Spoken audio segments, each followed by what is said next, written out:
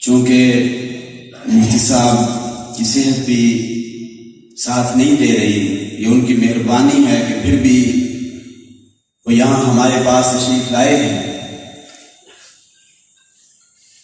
اہل سنت والجماعت مشن امیر عظیمت کے جانباز سپاہیوں، السلام علیکم ورحمۃ اللہ وبرکاتہ۔ وعلیکم السلام ورحمۃ اللہ وبرکاتہ۔ سب سے پہلے تو میں آپ کا تہ دل سے مشکور ہوں، دور دراز سے کئی ہمارے دوست یہاں تشریف لائے ہیں۔ چونکہ آپ کو ہم نے بڑی عزت اور اکرام کے ساتھ نوازنا تھا ایک شادی حال میں، آج ہی دن کو، حالانکہ میں مسلسل ان کے ساتھ رابطے میں تھا، انہوں نے کہا کوئی پرابلم نہیں، کوئی مسئلہ نہیں۔ جمعے سے کچھ دیر قبل انہوں نے مجھے کال کی کہ ہمارے پاس کچھ حضرات تشریف لائے ہیں اور انہوں نے کہا کہ اگر آپ نے ان کو پروگرام کرنے دیا تو ہم آپ پر پرچہ کاٹیں گے۔ تو اب اس کے متبادل ہمارے پاس یہی جگہ تھی، تو جس میں مولانا یاسر اقبال صاحب کا میں تہ دل سے مشکور ہوں کہ انہوں نے کوئی مجھے انکار نہیں کیا، فوراً ہی انہوں نے مجھے اجازت دے دی کہ یہ قریب بھی ہے اور یہاں سے ساتھیوں کو آنے میں بھی آسانی ہوگی۔ دیکھیے، رفس کا ہمیشہ سے یہ بات رہا ہے، قرآن مجید کے مطالعے سے انسان پر یہ حقیقت آشکارا ہو جاتی ہے کہ اس کرۂ ارضی پر عزازیل ملعون ابلیس کے سب سے بڑے ایجنٹ وہ یہودی، اور یہود کے بعد یہود کے سب سے بڑے اعلی کار، یہود کے سب سے بڑے رضائے کار، اور مفتی صاحب کے الفاظ میں جس کو انہوں نے اپنی شاعری میں تعبیر کیا ہے فوجی رضاکار، وہ رافضی۔ جہاں تک عیسائیت کا معاملہ ہے، عیسائیوں میں خاص فرقہ ہے پروٹسٹنٹ، جو یہود کے اعلی کار ہے۔ لازماً چونکہ رفس نے یہود کی کھوک سے جنم لیا ہے، تو اس کا منطقی نتیجہ یہ ہے کہ یہود اسلام کے سب سے بڑے دشمن، اور یہود کے بعد اسلام کے سب سے بڑے دشمن اور گروہ، وہ ہم یہ کہنے میں حق بجانب ہیں کہ وہ کون ہے، بولیے؟ اگر آپ یہود کی تاریخ کو پڑھیں، یہودی ارض قدس پر نگاہیں جمائے بیٹھے ہیں، اور وہ گریٹر اسرائیل کی پیش رفت کر رہے ہیں۔ مسجد اقصی مسلمانوں تمہارے ہاتھوں سے نکل جانا، شام کا علاقہ تمہارے ہاتھوں سے نکل جانا، ارض فلسطین تمہارے ہاتھوں سے نکل جانا، یہاں تک کہ دریائے دجلہ تک عراق میں اور مدینے میں خیبر تک وہ گریٹر اسرائیل کا نقشہ لیے بیٹھے ہیں، اور وہ اپنی یہودی ریاست بنائیں گے، جہاں کسی علاقے میں وہ قومیت کی بنا پر جب کسی دور میں آباد تھی۔ یہود کا معاملہ یہ ہے کہ وہ ارض قدس پر نگاہیں جمائے بیٹھے ہیں،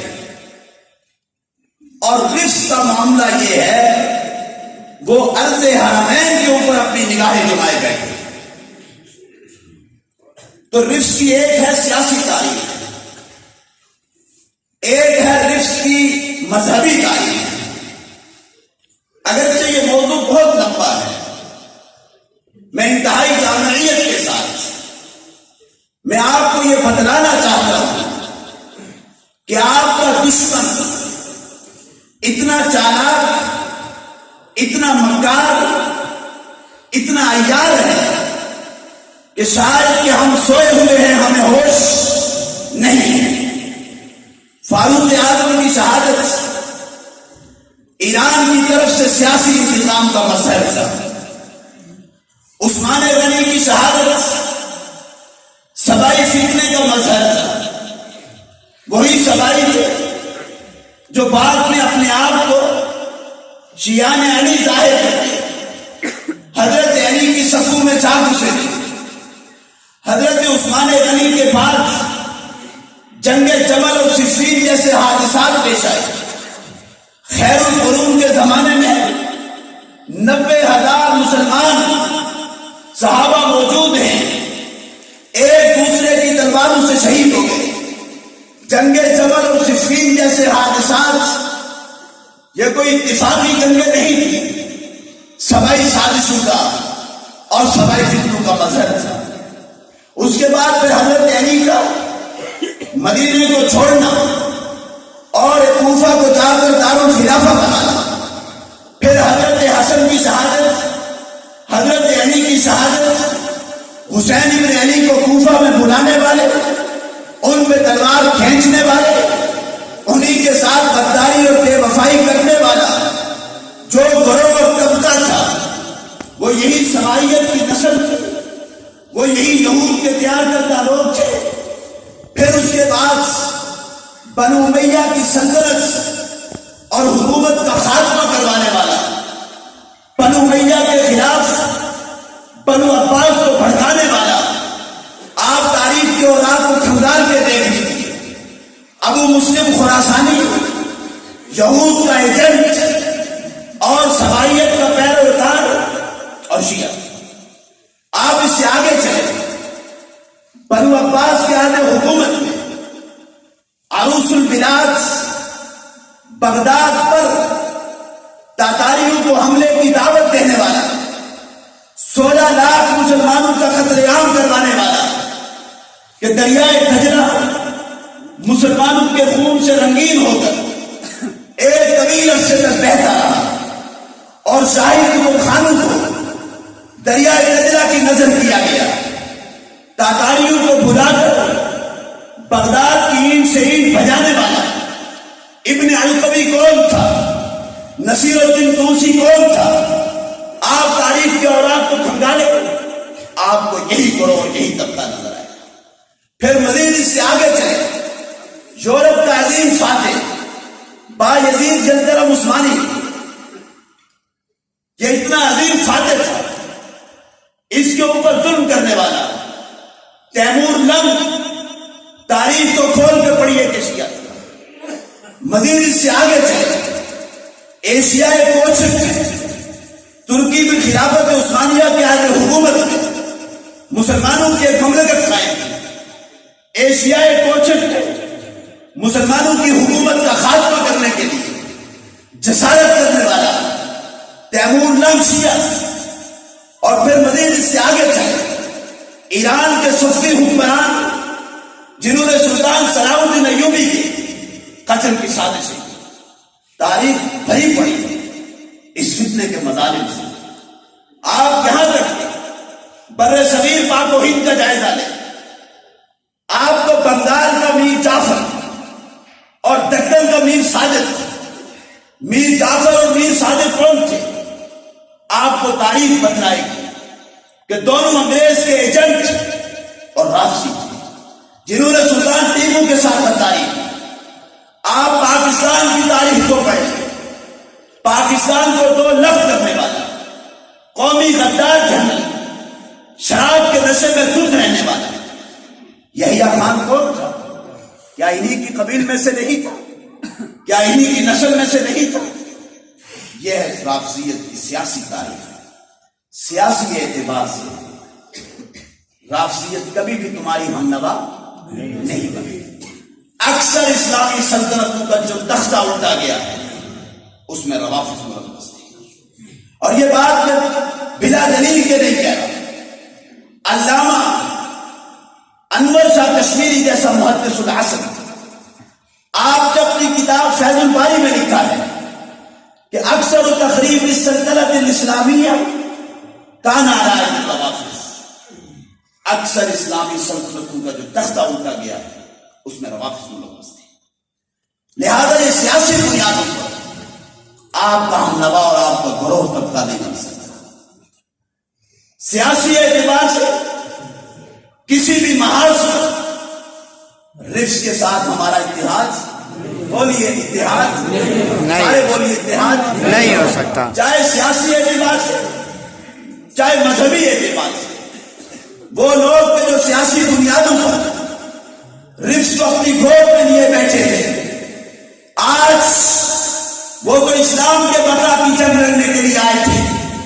ان کا نعرہ تو اللہ کی زمین پر اللہ کے نظام کا قیام تھا، لیکن کیا آج وہ ووٹ بچانے کی خاطر جدوجہد نہیں کر رہے؟ بولیے، کیا جمہوریت کی بقا کی جنگ نہیں لڑ رہے؟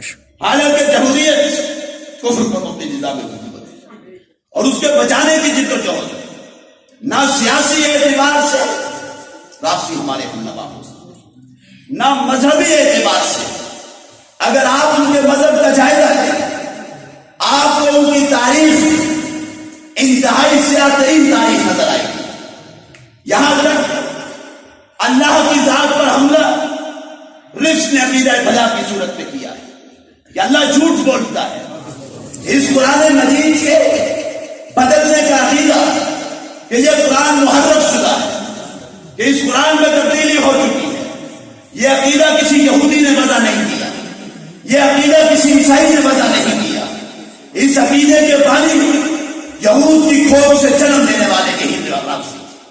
یہاں تک کہ خلافت کے مقابلے میں امامت کا تصور دنیا کے سامنے پیش کیا. امامت کا عقیدہ در حقیقت ختم نبوت پر براہ راست کہتا ہے.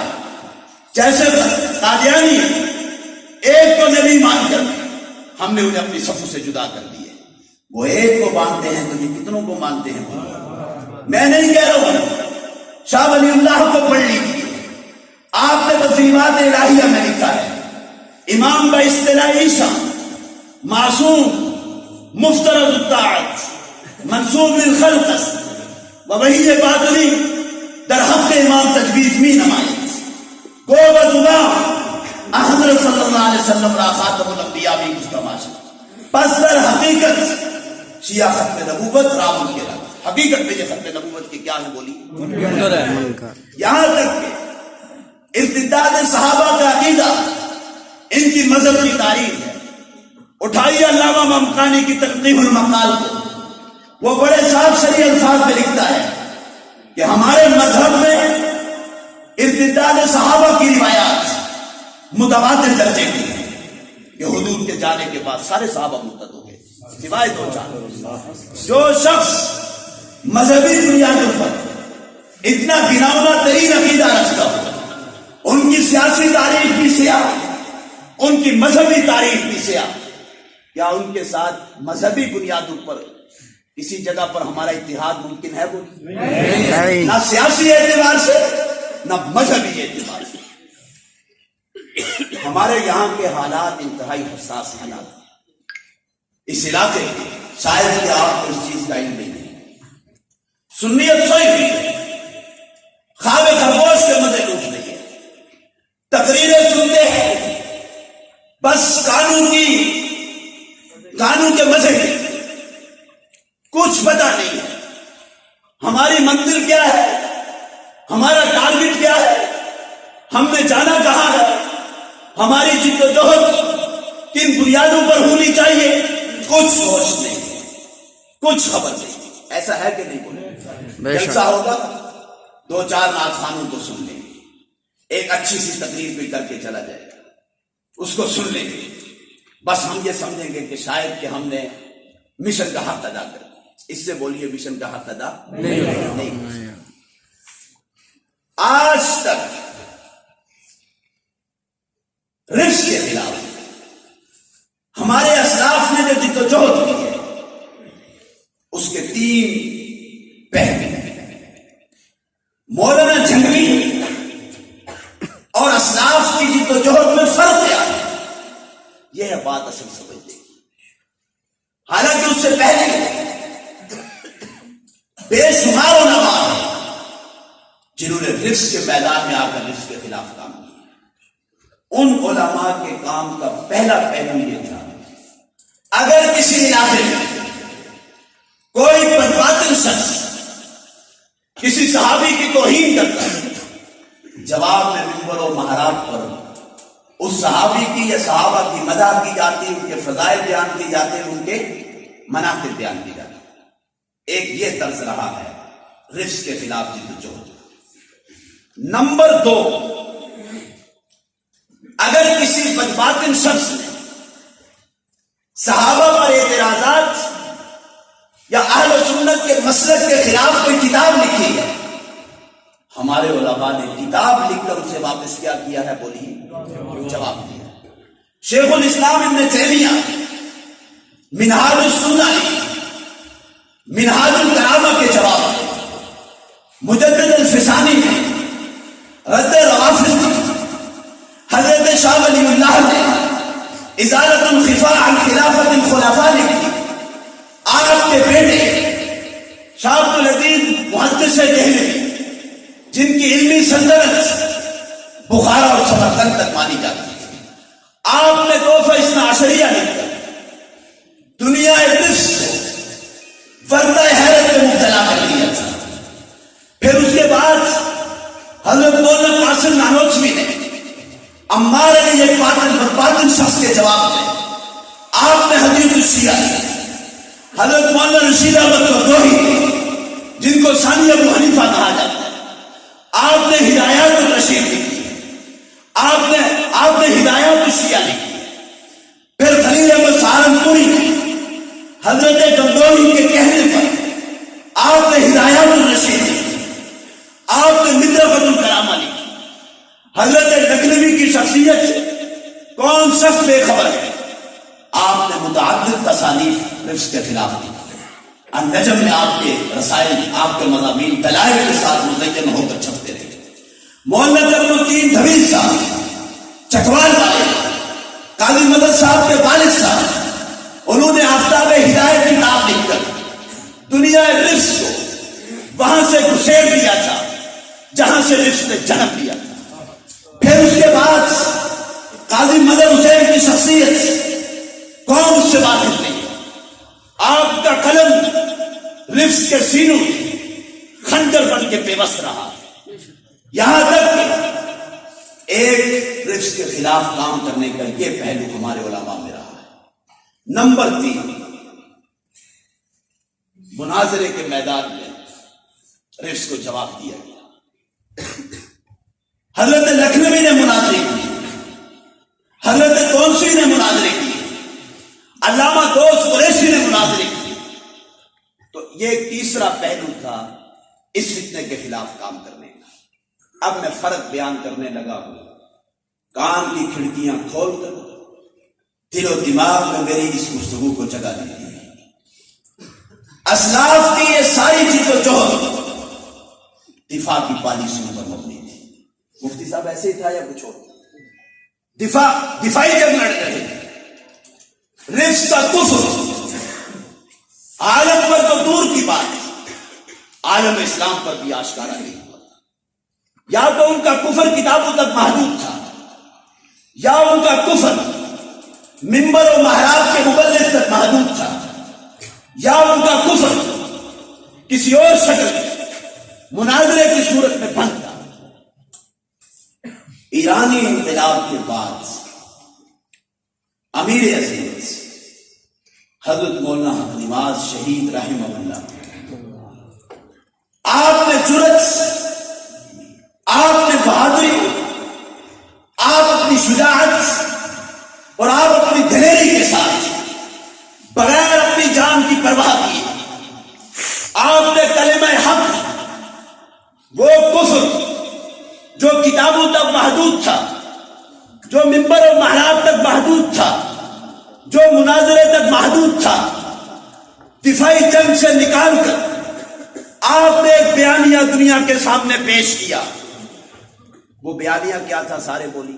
مولانا جھنگوی کا یہ بیانیہ آپ نے چوکوں اور چوراہوں پر، آپ نے گلی اور کوچوں میں، آپ نے مسجد و محراب میں، آپ نے عام شہروں میں اتنی جرأت کے ساتھ اس کو بیان کیا ہے کہ آپ نے उम्मत मुस्लिमा के उलमा को दिफाई जंग से निकाल कर एक इक़दाम और इनकलाबी जिद्दोजहद के ऊपर लेकर आए थे।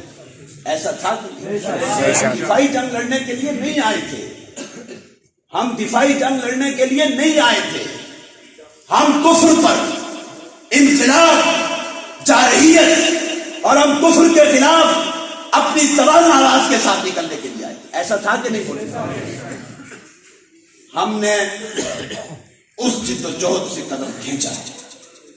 हजरत जंगवी शहीद का यह बयानिया इतना मजबूत बयानिया था, खुदा की कसम फतावा आलमगीरी के 500 उलमा की आवाज थी। औरंगजेब आलमगीर के दौरे हुकूमत में 500 उलमा उसकी मजलिस में बैठते थे और अहले गहरे उलमा ने बुखारा और समरकंद के उलमा थे, अफगानिस्तान के उलमा थे, मावराउन नहर के उलमा थे, बर्र सगीर पाक व हिंद के चोटी के उलमा थे।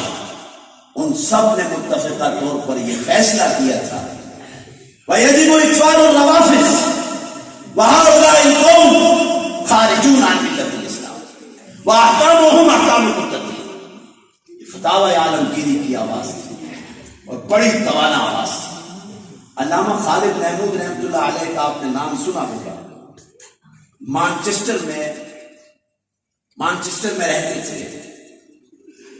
हजरत अल्लामा ने अपनी किताब अखबार में बहुत अजीब बात लिखी, कहा कि फतावा आलमगीरी की ये आवाज ये किसी एक आलिम की राय नहीं थी। फतावा आलमगीरी से पहले जितनी भी किताबें लिखी गई है वो किसी एक फर्द वाहिद की राय थी। फतावा आलमगीरी की आवाज ये पूरी कौम की आवाज है। क्या है बोलिए? पूरी कौम की आवाज है। लिहाजा जितनी भी बाद की हुकूमतें हैं आलम इस्लाम की, वो फतावा आलमगीरी के फैसले को लेकर अपने फैसले कर सकते।